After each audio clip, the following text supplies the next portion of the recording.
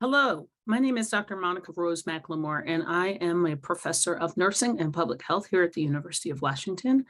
I am also the interim director for the Center for Anti-Racism in Nursing, the first of its kind in the country. First of all, thank you for being willing to join the health professions during a global pandemic. It is both a courageous and a bold decision. My baccalaureate degree is in nursing. I have never done anything else for pay as an adult. So for me, it is a real honor to have an opportunity to speak with you. I use she and her pronouns, and I would like to thank both Tyler and Dr. Ensign for having me present a guest lecture specific to reproductive health rights and justice. Because I appreciate the fact that guest lectures sometimes can be long. They may need to be edited for your viewing.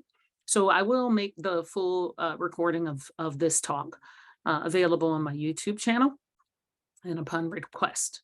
I'm a prolific author, for those of you who don't know me, and I'm a prolific speaker. So some of the content that I will be presented can be found elsewhere on the internet. But I think it's really important at this juncture in your education that I really talk through some important concepts that are being covered in 420. I'm going to take my hat off as a full professor and a guest of Dr. Ensign, and I am now putting my hat on as the Center Director for Anti-Racism in Nursing. I'm aware of some student concerns about the way the course has moved forward, and I believe that it is quite possible to assist everyone with some tools to really help concretize the content that I'm about to provide, because it's completely impossible to talk about reproductive health rights and justice without talking about power, without talking about racism, without talking about, gender oppression, without talking about population health, without talking about where we are as a field in terms of nursing, and without really helping everyone to understand, like, this is the work.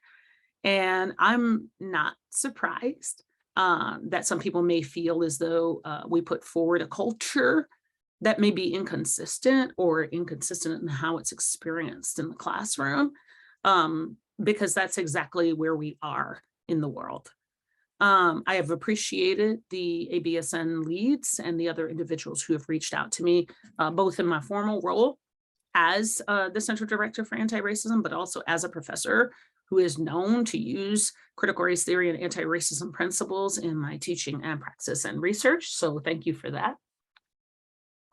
And for, all 144 of you who will be future colleagues, collaborators, and individuals in the field, I hope that one of the skills that you can appreciate that you're learning as part of this process is that conflict is not necessarily avoidable, that conflict is manageable, and that it is quite possible to hold a tension of opposites, or to think through holding two seemingly disparate ideas at the exact same time. This is completely possible. I'll talk a little bit about this as we move through my lecture. Because I am a public scholar, you do have my consent to be able to have these slides, which I will send a Dropbox link for, and to be able to cite and use my words. That said, let me get right into thinking about reproductive health rights and justice, because this is such a timely thing to be talking about in the context of where we are in the world. So sorry, let me stop sharing and get to the beginning of my slide set. So that we can all be on the same page. Let's try this.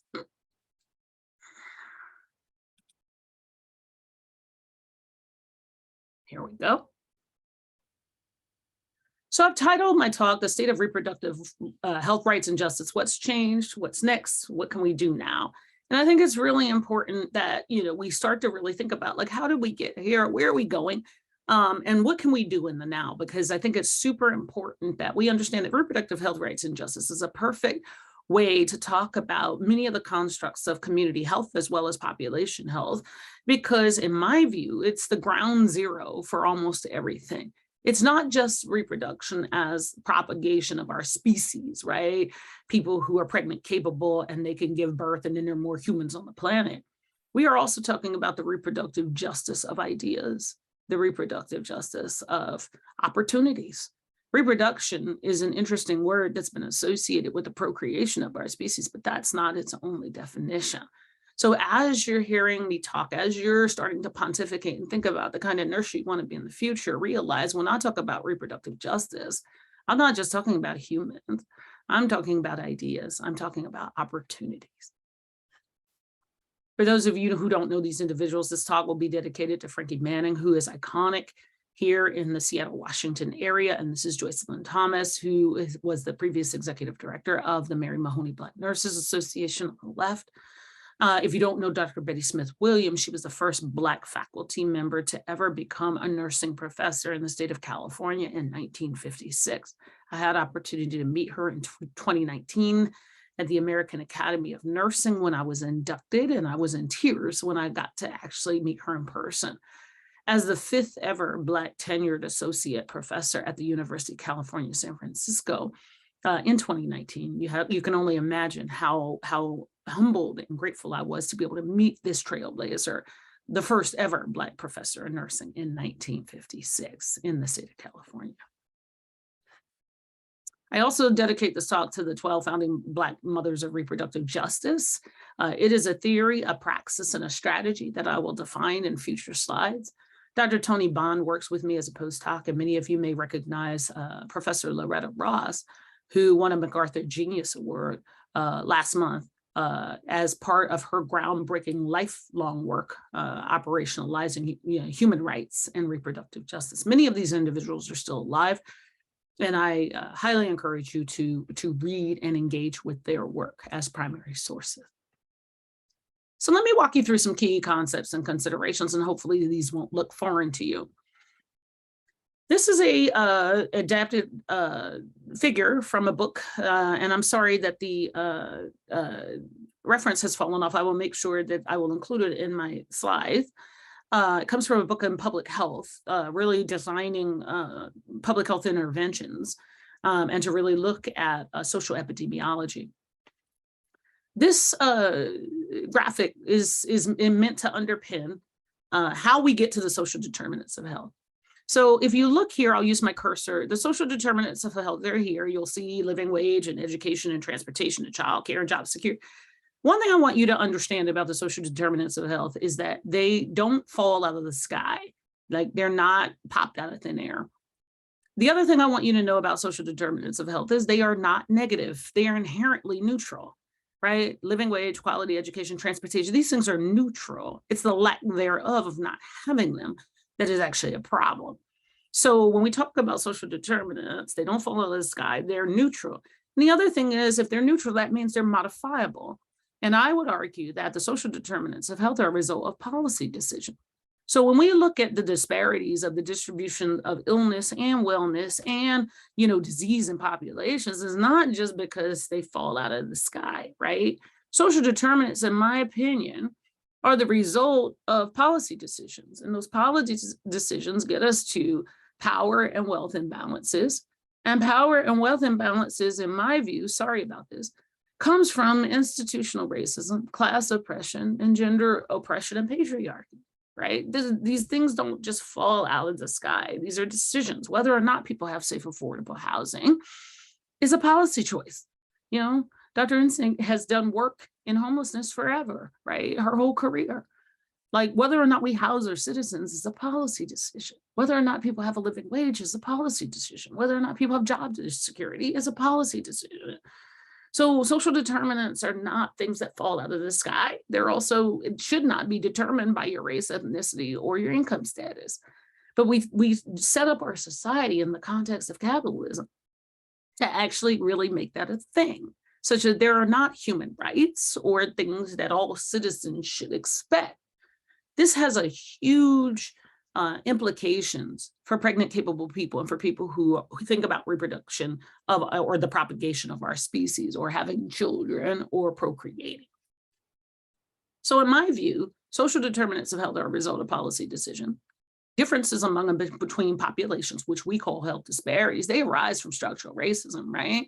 I mean, if you don't have a legislature that represents you to fund public tax dollars that really want to make sure that people have available food or that they have social connection and safety, well, then you have a situation where public dollars are not being utilized for the public good. I always like to remind people that even poor people pay income tax. So for us to be thinking about this notion that structural racism is not responsible for health disparities is strange. And that health inequities, which means, the differences in between, the preventable differences between individuals, they persist because we allow them to. And I'm going to show you some examples of this that are very, very poignant in reproductive health rights and justice. I've thrown around some terms, I haven't defined them. And so you should always, especially when you're talking about social determinants or when you're talking about reproductive health rights and justice, you got to ask people to define these things. So let's do that. Reproductive rights are the legal protections that citizens should expect, right? If we were a country, and the way that our country was founded actually means we have negative rights. We are free from oppression from the government because we seceded from the British Empire, right? So we have negative rights. We don't have human rights. We don't have positive rights. Our citizens should expect X, right? So most of our rights are negative. You are free from harm from a government, right? You are free to bear arms or take up arms, like in order to be able to keep oneself safe from the way we were founded, right? So reproductive rights are the legal protections that citizens should expect. Reproductive health is health services that people need. If you go in for a testicular exam, if you go in for a pap smear, if you come in for a blood pressure check, you need contraception, whatever, that is reproductive health. Reproductive justice is actually quite different. It is a praxis, a framework. It stipulates that reproductive oppression is a result of multiple oppressions, and it's inherently connected to the struggle for social justice and human rights. The name reproductive justice comes from reproductive rights, right, which is a social justice movement, and social justice. So when you think about this idea reproductive justice posits very differently how we think about, reproductive rights and reproductive health, and I'll show you how and why. Before I do that, though, let's talk about retrofit, reform, and reimagine. This is a framework that I published in the Journal of Perinatal and Neonatal Nursing earlier this year, because we're not all having the same conversations. Sometimes people are talking about reproductive health, sometimes they're talking about reproductive rights, sometimes they're talking about reproductive justice. This applies to a variety of settings. So let me walk you through what I mean when I say we need to decide if we're retrofitting, reforming, and or reimagining something. The next 4 slides come from the Merriam-Webster Dictionary. You can look these up yourself. Retrofitting means to adapt. There's 3 definitions. I like the bottom one: to adapt to a new purpose or a new need, to modify or retrofit a story for an audience. Retrofit has a very important characteristic, and that is the inherent fundamental structure that you're trying to retrofit does not change. What does that mean, Monica? Well, so let me give you a perfect example. In the United States, the majority of individuals who receive health insurance receive it through their employer. And we call that employer-sponsored health insurance. It's not private because employer-sponsored health insurance is heavily subsidized by the government. Then you have people who have what we call public insurance or Medicare or Medicaid. It comes from tax dollars that we all pay into, right? Healthcare financing in the United States, at least not right now, is not going to change. So if you are trying to retrofit health services or health service provision, your healthcare financing is going to be a big thing that you need to design your intervention around, because that's not going to change. You are retrofitting stuff. So if you want to add doulas, people who can provide continuous birth support to folks, that's a retrofit, because they are still going to be trying to provide services in a system where people have, either employer-sponsored or public insurance, because we don't have a national health system, right? That's a retrofit. Reformation, or to reform, there are 4 definitions. I like the first one, which is to put into or to change or improve a condition, to amend. You can also remove things in reform. So in reformation, the inherent structure may change. You may remove something, right? So reformation is real different than thinking about just a retrofit where the inherent structure is going to stay the same. Reimagine is where a lot of us like to spend our time because we know many of our systems are inherently broken, right? You want to imagine you want a new conception of something, you want to recreate things, right? But the problem with reimagine is there's no accountability. And you can sit and reimagine. This is where we go to dream, right? And it's really problematic because the people in the now need help. They need interventions. So if everybody's over there dreaming, but nobody's taking care of the people in the now, then this just becomes this rinse, wash, repeat cycle that's not helpful. Here's another piece of information you need to appreciate. Retrofit, reform, and reimagine is not a linear process. It's a circle. We need all three at the same time. And so we need people who are reforming. We need retrofitters. We need reimaginers. But we all can't be in the same domain at the same time, because otherwise we keep spinning our wheels and nothing gets done, right? Why do we need 3 R's? Why does this make sense in my field? Well, if you think about it, reproductive health is a retrofit, right? Reproductive rights is a reformation. That's how we make change. Reproductive justice is reimagining the future. You can think about it as past, present, and future, if that's helpful to you. So let me show you why this matters when we're talking about in my field and why reproductive justice matters. Well, let's start off from the beginning, right? A lot of people don't understand that Margaret Sanger, founder of Planned Parenthood, or what was Planned Parenthood, or what the organization that became Planned Parenthood, she was a nurse. She was part of that whole Lillian Wald, Henry Street House, New York City, let's save the Black and brown people from, poor conditions and dying, from pregnancy and childbirth related things. And she hated abortion. She was staunchly contraception and pro-choice. And yes, she became a eugenicist later on in her life. But again, this is that holding the tension of opposites, right? She did some good work. I mean, Martin Luther King even accepted the Planned Parenthood Pioneer Award because she worked with the NAACP, the National Association for the Advancement of Colored People, to improve the conditions for individuals to be able to make decisions about their own reproduction. But yes, she is problematic. We can hold both of those truths. And that's part of why reproductive justice is so helpful, because you can hold the tension of opposites, because it's something that nursing is fundamental to our nursing skill set. When I conducted this study with the Birthplace Lab in Vancouver, Canada, we found that regardless of race or ethnicity, 1 in 6 pregnant capable people, they called themselves women in this study. We did give them an opportunity to decide and choose, not feeding into this binary of gender, but that was what people selected. That 1 in 6 people, regardless of race or ethnicity, experience mistreatment during childbirth. And that's being scalded at, yelled at, ignored, not having requests being responded to in a reasonable amount of time. We also found that violations of physical privacy, withholding treatment. When I saw these logistic regression models and I saw these associations, I didn't blame the healthcare workers. You know why you see this kind of mistreatment in pregnancy and childbirth? And prior to COVID-19, pregnancy and childbirth were the #1 reasons why people sought hospitals and healthcare institutions, because we have 4 million births a year in the United States. I didn't blame healthcare workers for this. You know why this looks this way? Is hospital mistreatment of patients and clinician burnout are 2 sides of the same coin. It's because our workplaces are inhumane. They don't work for the patients and it doesn't work for us. So it's time for us to start naming that. And how are we going to retrofit them so that it does work, at least for the patients? How are we going to reform them so they work for both of us? And how are we going to reimagine them into the future? That's what these data taught me, right? When I wrote this piece for Scientific American, which is publicly available, you can see it on the Black Mamas Matter Alliance website. They wanted me to write about the root causes of maternal morbidity and mortality. And I sat there and said to myself, I'm not writing that piece. I can't be the only alive Black person in that publication. That makes no sense, especially when at the time, we knew that 40 to 60% of maternal deaths were preventable. Now we know from the Centers for Disease Control and Prevention, the CDC, that between 80 and 100% of maternal deaths are preventable. So why would I write a piece just talking about the root causes of death when we could really direct people to solutions? That makes no sense.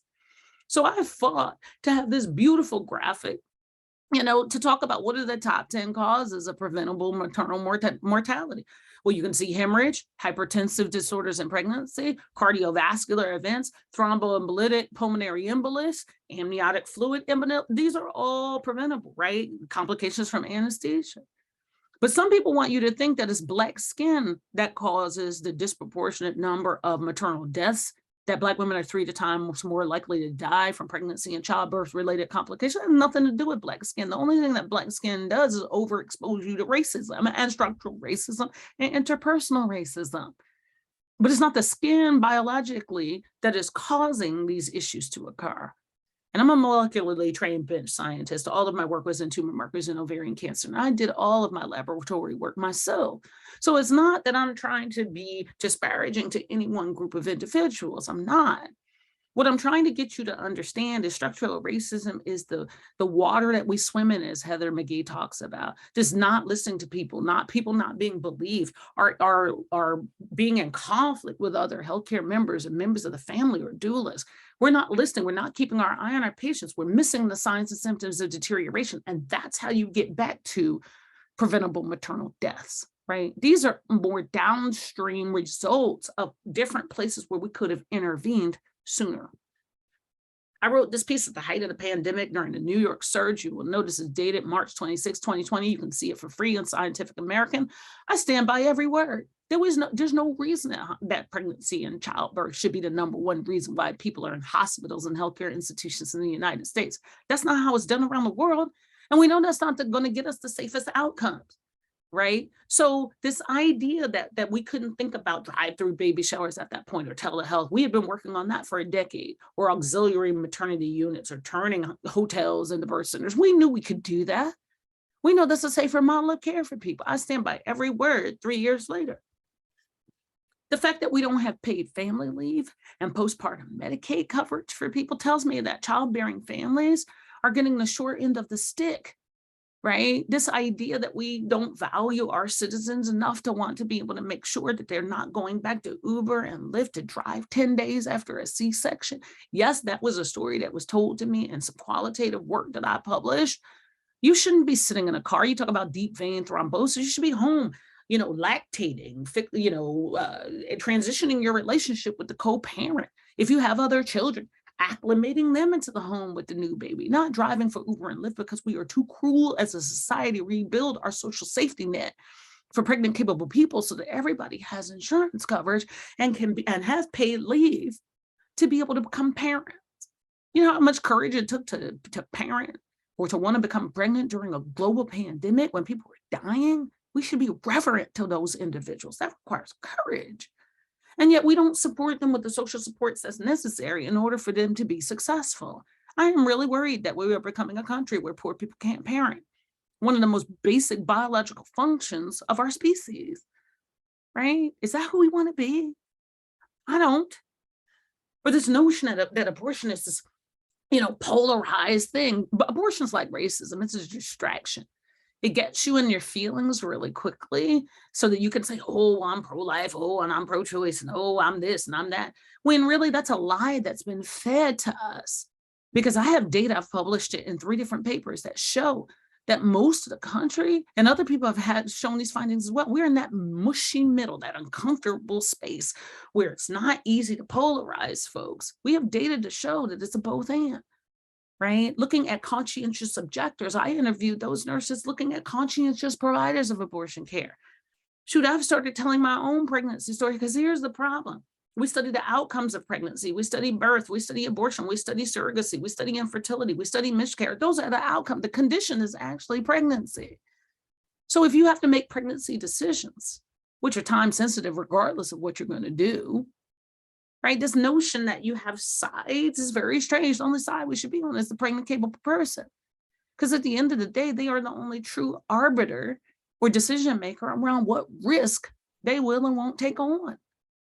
What changes to their lives for the next 18 years or the next month, they are willing to deal with.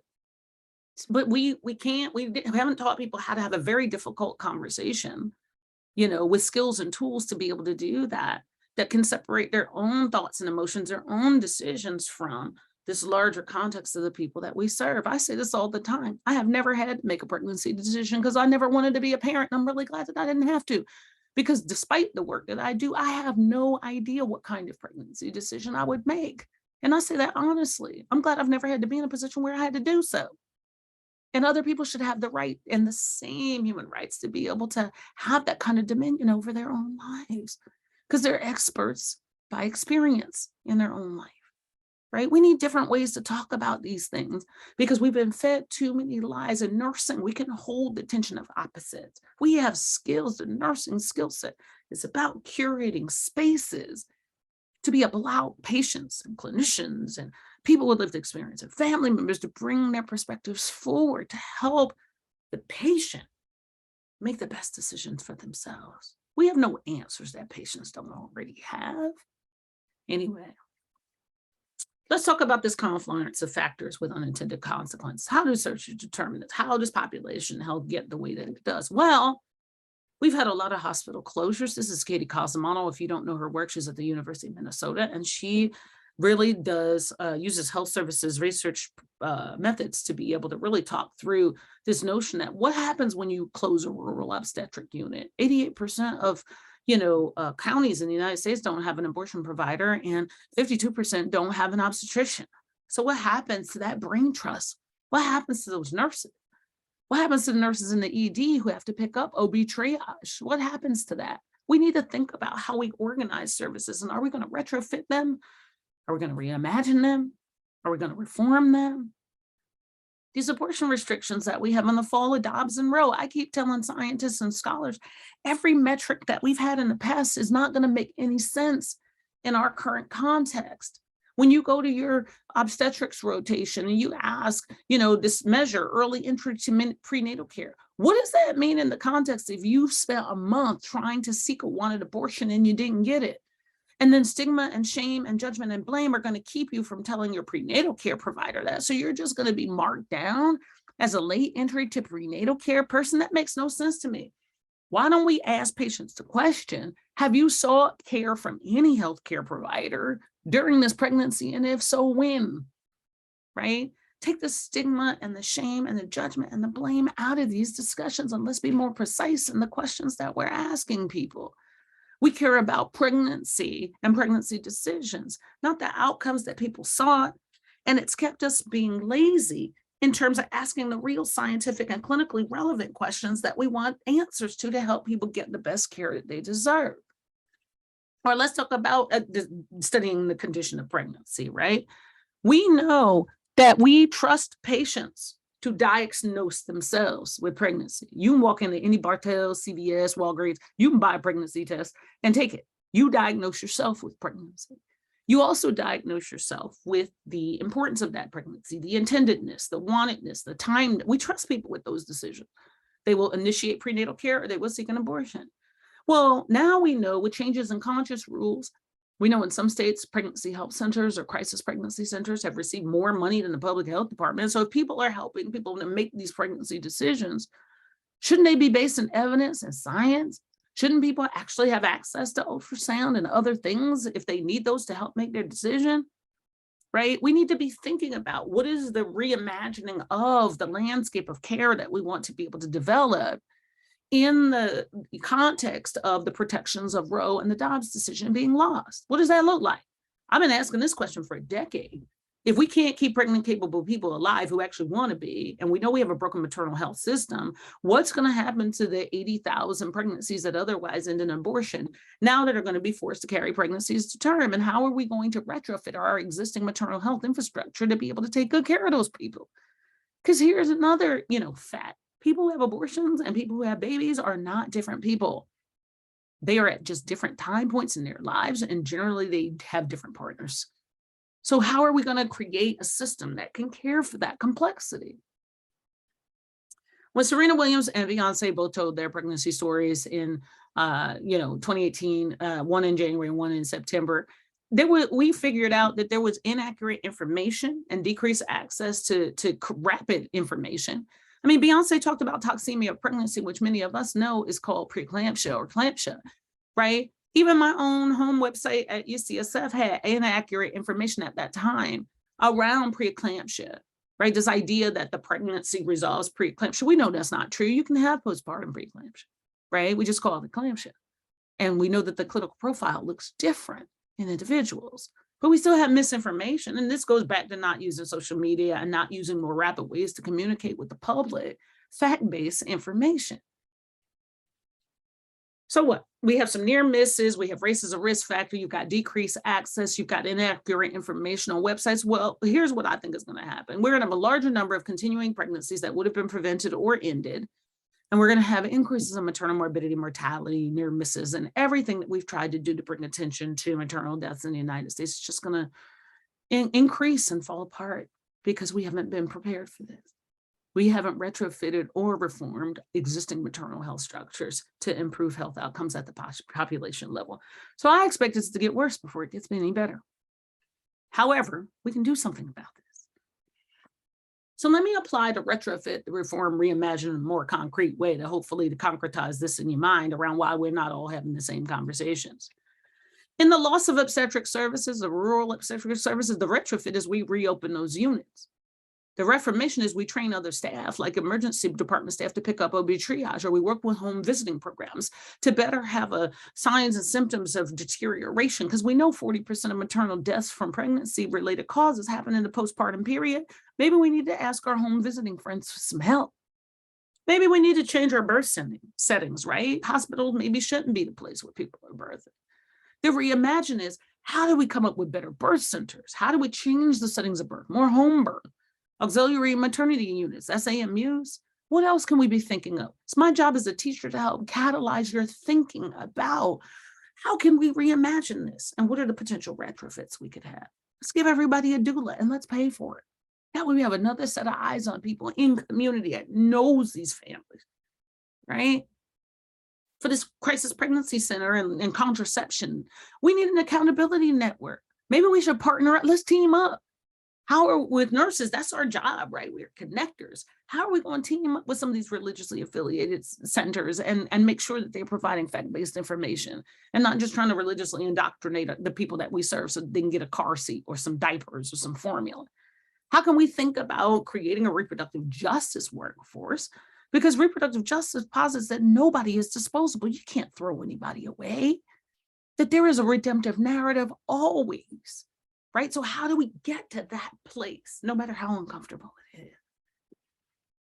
In this mistreatment and child, we need some safety bundles. How about some simulation? I'm still looking forward to the professional organization that will allow people to practice upstander and bystander trainings to really help us to talk about these issues differently. How can we bring community members in for oversight and accountability, and not just when a maternal death happens, like in maternal morbidity and mortality review committees? How can we bring, community members in to help us teach, to help students to understand what the social determinants of mean and how they're operationalized in patients' lives? How can we do that? That's what I'm interested in.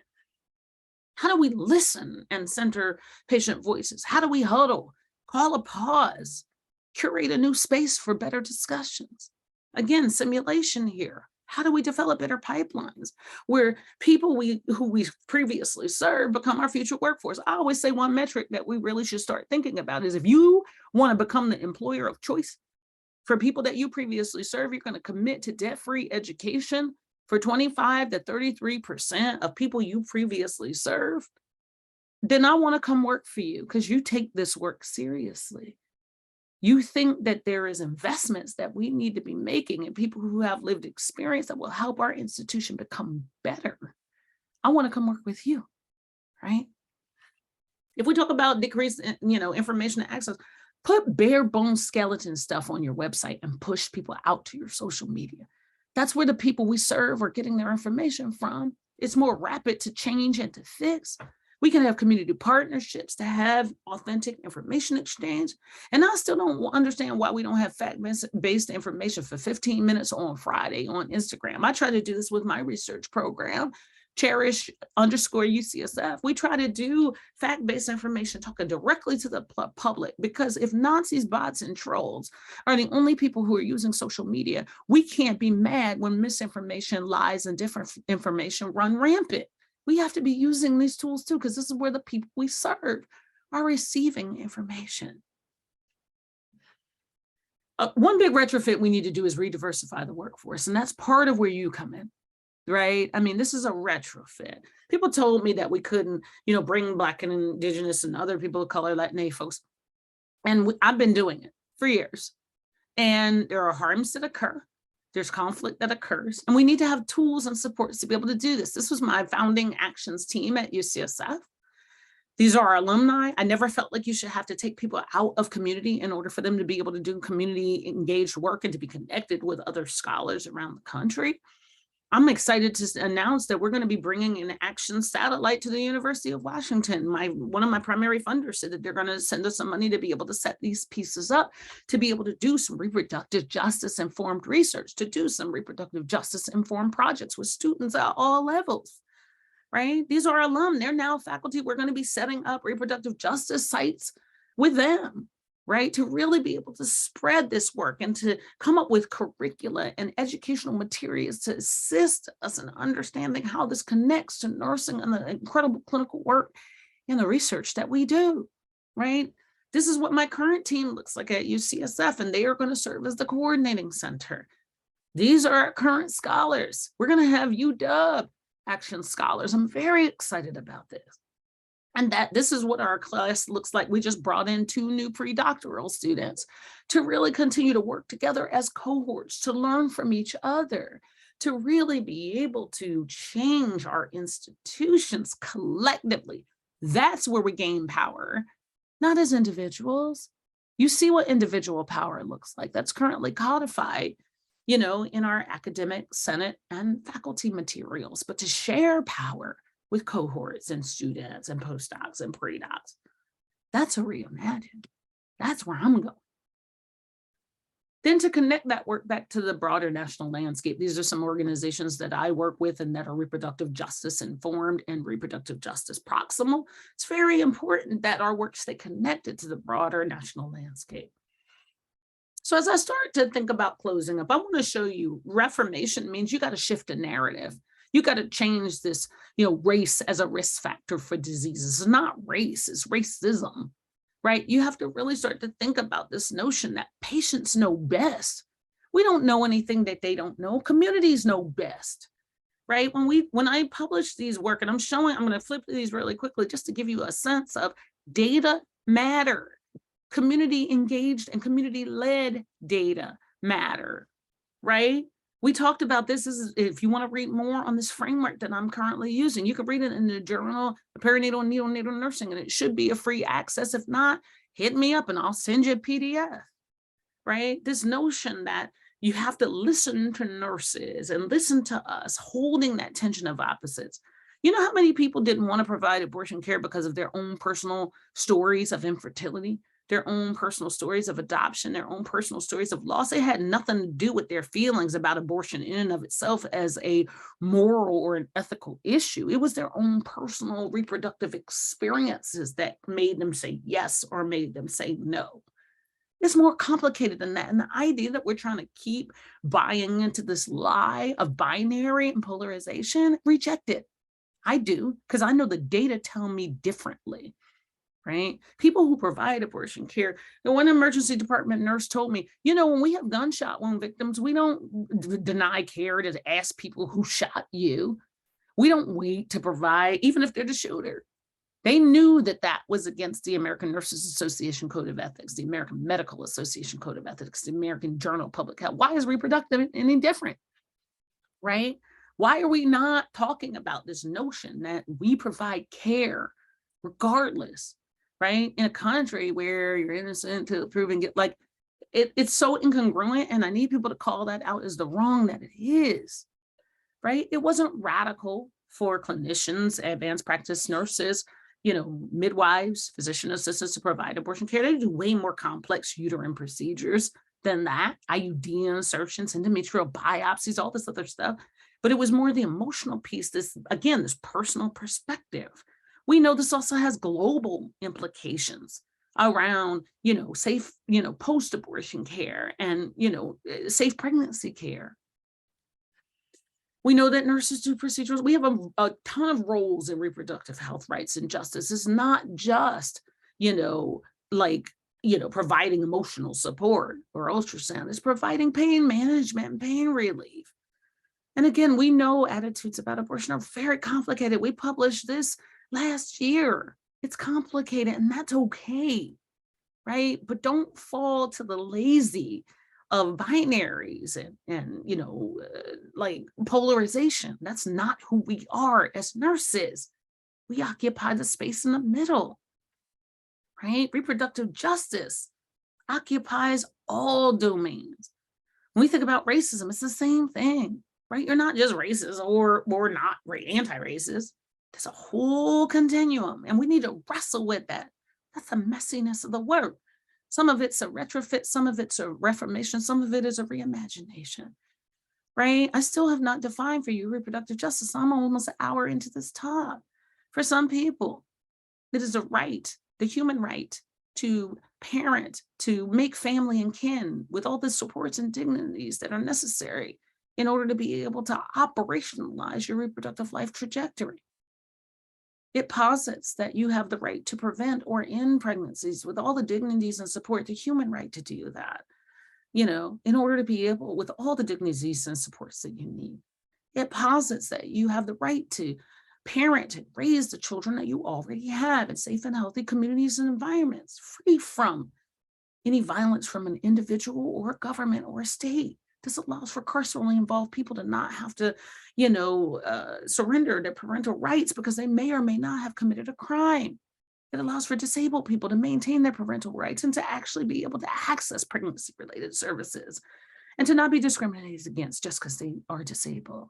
It allows for people in war-torn areas to be able to parent their children, right? When you think about the situation over in Ukraine, you have a human right to raise your children in safe and healthy environments, free from any coercion or violence from an individual or another government. It's a human rights approach. It's very different, right? Very different than just a reproductive rights approach or a reproductive health approach. Let's reimagine what's possible. Let's think about research justice and reproductive justice. If you don't know, there's a blueprint for sexual reproductive health. It was signed on by 90 organizations and 90 institutions in July of 2019. It was updated for the Biden and Harris administration, and we advocated for an Office for Sexual and Reproductive Health and Well-being. So at the national level, we could really provide a reproductive justice approach across all the layers of government to really be able to use those tax dollars more fairly from a human rights perspective. We had to level up our expectations about what people deserve, right? We need to think about a whole life course and a reproductive trajectory. We know that what happens in pregnancy and childbirth has implications for cardiovascular disease risk later on in life. We know that. We know what happens when you have undiagnosed dental caries that has cardiovascular events that have pregnancy-related consequences, both during pregnancy but later on in life. We know that the body is connected. You can't separate perinatal mental health from perinatal physical health. That's not possible, right? We know the number one cause of death is suicide and homicide for pregnant, capable people, right? Gun violence. We need to do something about these things. We need to make this all different. And we need to be thinking together towards a collective goal that is necessary and important, that will allow for us to be able to serve pregnant, capable people and the public with dignity and respect that's consistent with nursing values of centering pregnant, capable people and their families and their communities. Reproductive justice is the tool that allows us to be able to do that. I'm grateful for the time that I have had to spend with you. I could talk about this all day. I have multiple other lectures that I would love to be able to share with you. And when I joined the faculty, I negotiated to be able to develop new curricula that I am looking forward to bringing to you in 2024 and 2025. And I look forward to becoming core faculty to help teach in the ABSN program, in addition to the DMP and the PhD programs. I thank you for listening. I hope you keep your eye out. I hope my job as a teacher has activated you to really think differently about why you came to the University of Washington, where we're at in our own journey to address not only the social determinants of health, but the political determinants of health, the moral determinants of health, the retrofit, the reform, and the reimagine we have to do both internally and externally. We have a lot of work to do, and we need your help. We appreciate your trust, and we appreciate your participation. We're very familiar that a rupture has occurred and it needs repair. And I am committed to doing everything in my power to make sure that we as a school, faculty, students, and staff can develop the skills that we need in order to be able to achieve the aspiration that we want to become an anti-racist institution, an institution that is available and willing to teach the future workforce as well as our current workforce about how to do better in terms of caring for populations. I thank you for listening, and I look forward to your questions, your comments, your feedback, and your discussion. Thank you.